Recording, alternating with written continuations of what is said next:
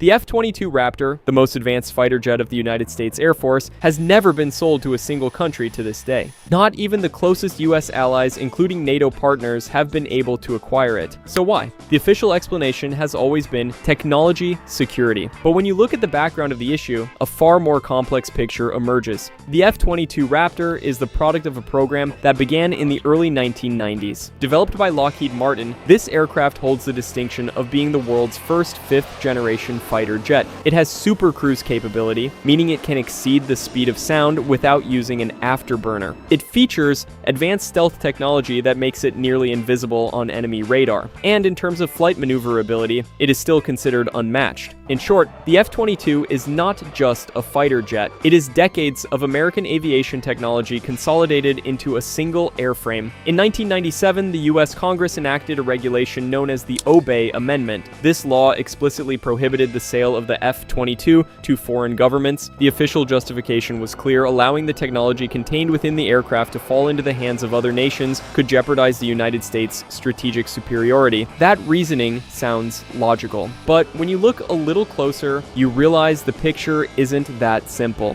First, the risk of technology leakage is far greater than you might think. The F-22's avionics, radar systems, and stealth coding are made up of thousands of classified components intricately intertwined with one another. The integration between these components is the true source of the aircraft's power. When you sell the jet to another country, you have to perform maintenance, ship spare parts, and provide technical support. Each one of those processes represents a potential gateway for the technology to leak out. The US was unwilling to take that risk. Second, the cost issue. The unit cost of the F-22 hovered around approximately $350 million.